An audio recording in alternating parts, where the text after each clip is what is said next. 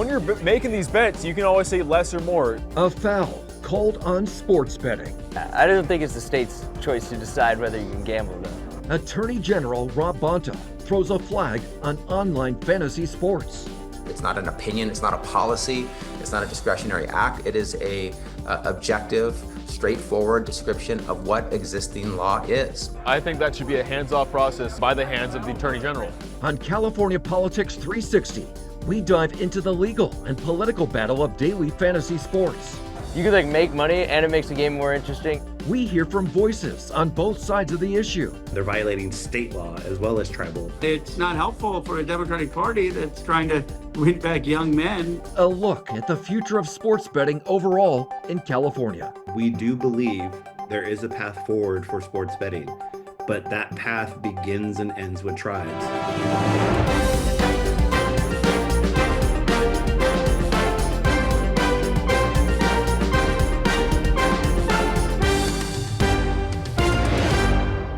Thanks for joining us for California Politics 360. I'm Ashley Zavala.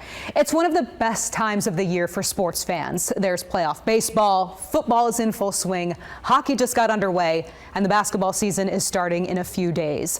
While fans root for their team, it's common for them to see ads for fantasy sports and betting. The point total might seem jarring to a lot of people, being set at 62.5. I would still play the over in this one.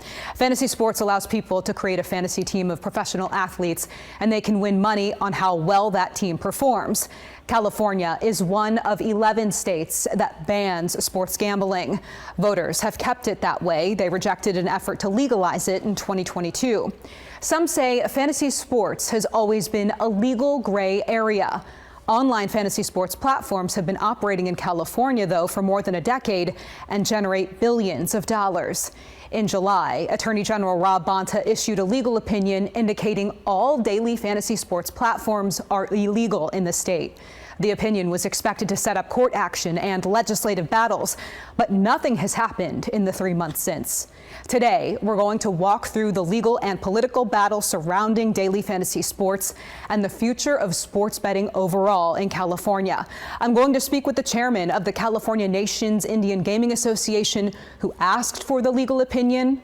We're also going to hear from Congressman Ro Khanna, who supports legalizing sports betting. But we start with Jason Marks, who shows us what sports fans have to say about all of this. On a Wednesday night in Sacramento, Westbrook's gonna be lit. the atmosphere in Doco is alive. What's the tall rookie's name, the French guy? For one of the last Kings preseason tune-ups. Renaud. He played really well. Of course, that means plenty of pre-gaming to do at Tom's Watch Bar. This is our tradition. Ben Thomas and his buddies try to get to as many games as possible. We came here for the last game, got a top one Modelo. Now we're doing it again. Yes, they'd love to see a Kings win, but they also love to make a little extra money on the side. I'm not the bet winner whatsoever, right? Yeah. There's a negative balance in the account. Thomas and his buddies play daily fantasy. That's betting on real players with the potential of winning real money. You can bet the under or the over if he gets less than that or more than that. You just bet over under on people's points or rebounds or whatever. Though sports gambling is illegal in California, that hasn't stopped some bettors from finding other ways. I don't think it's the state's choice to decide whether you can gamble though. And they restrict it a lot in California. It's not an opinion, it's not a policy, it's not a discretionary act. It is a objective, straightforward description of what existing law is. But there's a fear that any moment daily fantasy could no longer be around in California. In July, Attorney General Rob Bonta sacked daily fantasy, deeming the online games illegal in the state. Bonta considers it sports gambling. It's a violation of the law, as our legal opinion has indicated, to provide a platform in the state of California to California consumers for the daily fantasy sports at issue. And the opinion is the first thing that we've been asked to provide, and we have, as you know.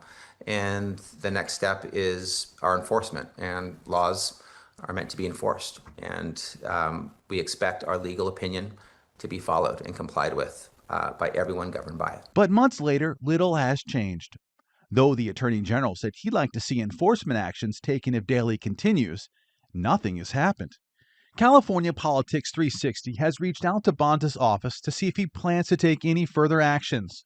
We were asked to rely on the statement he made months ago. I just moved back here after 4 years being in North Carolina, and they're taxing it somewhat. There's revenue to be made, always.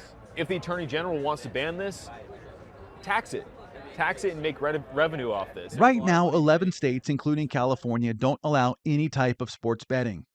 Measures to legalize sports betting in California were easily defeated during the 2022 election. Myself, I'm only doing this probably once a month, because whenever I bet with these guys, they lose. Whenever I bet by myself, I win, right?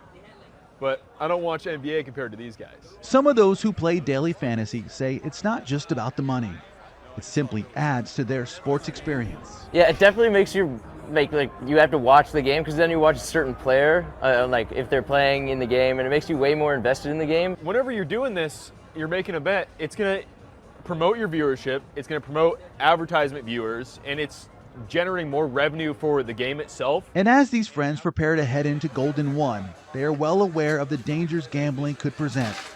They say, like most things, moderation is always best. You could make money, and it makes the game more interesting, and if you're careful about it and lock in and don't have any addiction to it, and you spend $2 to $3 a game, it's just a more fun way to watch the game. In Sacramento, Jason Marks, California Politics 360. The future of daily fantasy sports remains in question. It's been 3 months since the legal opinion has been issued. We reached out to the governor's office, and they pointed us to the statement they shared after the opinion was first released, saying, quote, "While the governor does not agree with the outcome, he welcomes a constructive path forward in collaboration with all stakeholders." Today on California Politics 360, we welcome two powerful voices on both sides of the issue. First, I sit down with the chairman of the California Nation's Indian Gaming Association. They asked for this legal opinion. His thoughts on what's happened in the 3 months since. It's been 3 months since Attorney General Rob Bonta issued the legal opinion, but not much has changed. The chairman of the California Nation's Indian Gaming Association joins us now. Chairman James Siva, thank you so much for being with us. Absolutely. Thank you for having me. Major daily fantasy sports operators are still doing business in this state. Their apps are up and running despite the Attorney General's opinion. How are gaming tribes feeling about that? We continue to be frustrated by the entire situation. We applauded, the decision coming down from AG Bonta. But as we see, there hasn't been any enforcement of that, that ruling coming down from his office. And frankly, we're frustrated by it, but we're not completely unsurprised by it. There are a lot of companies operating now, as been proven, illegally in this space. And frankly, we're concerned that the AG's office just doesn't have the resources for this type of enforcement action that is required. That lack of resources, do you think that's the only holdup in this? I don't believe it's the only holdup, but I do think it is a very crucial part of this process that is missing, I think. Have the tribes considered suing those daily fantasy sports operators to potentially push the AG to take legal action here? I think that's something under consideration. I think we would really prefer that this rule just be enforced and not have the tribes have to do the work of the state, which is not the first time that's happened, and I'm sure it will not be the last. But we would prefer very much for the state of California to handle this issue coming from their attorney general on their ruling on the grounds of they're violating state law as well as tribal exclusivity and sovereignty. Is it just daily fantasy that the tribes have a problem with, or is season-long fantasy also an issue for the tribes? What exactly is the issue for you all? Our issue is when they are games being played online that are house-banked games. We've talked about the difference in fantasy, the difference between peer-to-peer games, the difference between these games that are being, that play and feel like a house-banked game where you're betting against the operator and the operator is taking the risk of that wager. That's mostly the types of games that we're focused on. I do believe that overall, the more peer-to-peer fantasy sports have a place as long as they are well regulated and well run. Our major concern is if there's nothing that speaks to it in the California Constitution, that it would therefore be illegal, because the only entities that are able to offer any form of gaming in the state is tribes and the card rooms, which have existed for a long time as well. So to clarify then, it's daily fantasy that's the problem. I mean, daily fantasy is an issue. We also have been dealing with the sweepstakes games, which are somewhat related, but not directly, but often kind of get misconstrued together. We are glad to see the sweepstakes bill that Sinaga supported signed into law this week by Governor Newsom. These are probably the two that we have been working on longer. I would say the biggest issue that we are concerned about are actually neither of those issues, but rather the emergence of prediction markets and these sports event contracts being offered by companies such as Kalshi, Crypto.com, Robinhood. Those offerings have much more concerns for tribes at the moment, but we continue to work the daily fantasy issues, the sweepstakes issues as well. Okay, sticking with fantasy, I mean, it has become such a big part of sports. Do you think it has absolutely no place in California, or is it something that you think perhaps the tribes should be able to control? Yeah, I think it could have a place in California. The tribe's concern has always been the protection of our clients, of our consumers, but also the regulation of the game. Tribal gaming is perhaps the most well-regulated industry, not just in the state of California, but in the country. Regulated on 3 different levels, from the tribal level, the state level, and the federal level. And so we come into gaming wanting to do things well, wanting things to be very straightforward, transparent, and clear to our consumers, our customers. So as we look at fantasy, if there is a place to be able to offer well-regulated fantasy sports with a clear delineation of what the rules and offerings are, tribes would, obviously take a look at that. And getting even broader then, I mean, sports betting generally, is there a future where California could have it legalized and the tribes be supportive of it? Absolutely. At Sinaga, we have never stopped talking about sports betting, going back to 2022 when we had the 2 opposing propositions that both, unfortunately or fortunately, depending on your view, failed. We continue to work through this next offering of gaming into this market and what that looks like. There are still lots of questions to be answered. And primarily, the one that I try to bring us back around to is, do Californians want online sports betting right now? We continue to do massive amounts of polling, and our indication is that they are not ready for sports betting, that they have major concerns about, underage gaming. They have concerns about, bad actors. They have lots of concerns about regulation. Similar things that we are concerned about as well, but we do believe there is a path forward for sports betting, but that path begins and ends with tribes. Tribes are the gaming operators in the state, and we will, continue to do what we can to defend this industry that we've created, and also to continue to benefit the communities that we're a part of. A big part of tribal gaming is our charitable giving, and we continue to uplift those communities around us. And we know what good we've done here in California, but we are concerned about outside companies, out-of-state companies coming in and having access to the market with no ties to the community, with no, not providing any new jobs here in California, not providing any new revenue to California.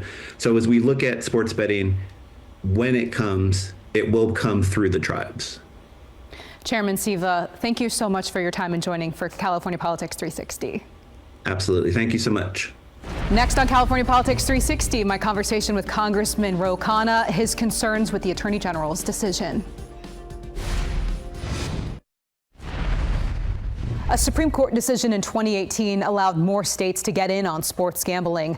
The ruling overturned a federal law that required states to ban gambling on the outcome of sports events. Following the decision, dozens of states legalized sports gambling. As I said earlier, California is one of 11 states that still bans it. Bay Area representative in Congress, Ro Khanna, has been an outspoken voice in support of legalizing sports betting. Earlier this week, I had a chance to sit down with him. Here's our conversation. Representative Ro Khanna, thank you so much for joining California Politics 360. Thank you for having me. I just first want to start with your opinion on California Attorney General Rob Bonta's legal opinion that he released in July, basically declaring that online daily fantasy sports platforms are illegal in this state. Well, it was wrong and it was out of touch. Anyone like me who grew up outside Philadelphia knows that you play fantasy sports, and this is has no purpose. It doesn't serve any beneficial use, and it's really just an insult to anyone who has played fantasy sports in any way. What concerns broadly do you have about this being illegal here? Well, first, how broad is it? Is it anyone literally who signs up to have a fantasy team who's engaged in trades and figuring out which quarterback and running back and wide receivers they should have on their team and which defense to pick? I mean, it's just I don't get what he's trying to do, and I don't know what are the interests that are influencing him to make that decision. I've never had someone in my town hall get up and say, I'm really concerned about all these kids who've got fantasy sports teams. Please do something about it. So it's a very odd thing for him to try to stop. And it's not helpful for a Democratic Party that's trying to win back young men. Exhibit A of how not to do that is what Bonta's doing. We know the tribes, at the very least, tried to push the Attorney General in this direction of at least releasing the opinion. Do you think tribes here have a lot of power, maybe too much power in this space? Well, I don't know in the specific case what influenced him. I'm against sort of money in politics, big money in politics. I've been against super PACs, lobbyists of any kind. But I think a lot of tribal interests can be protected in terms of them having gaming in their sites. I don't see how this impacts them. The fact that you have people on a fantasy football team, how does that impact a tribe that has a casino? So it's just odd to me. Do you see a pathway in this state where California is one of 7 states where sports gambling is illegal? I mean, do you see a pathway here for it to become legal at some point? Sure. I mean, I think that there's, it should certainly not be outlawed in terms of fantasy football. And then there are other ways that, as long as it's done responsibly and under proper regulation, there should be it can be a pathway. It's one of only 7 states. I didn't know that. Nationally, is there anything that should be done here? Any sort of regulation or second look at just the landscape when it comes to betting, period? Well, I think what we need is a consistent framework where it's permissible, but it's regulated. Obviously, you don't want players and others self-dealing, and where people are being protected so that they're not engaged in getting into huge debt or beyond their means, but being able to do so in a responsible way and for fun. I don't think there's anything wrong with that. I would be remiss if I didn't mention that daily fantasy sports platforms are still operating in this state at the moment. There has been no legal action when it comes to the Attorney General's decision. Does that surprise you at all, or do you think that that may just be how it is? I think they got so much pushback. It doesn't surprise me that maybe he regrets it or isn't enforcing it.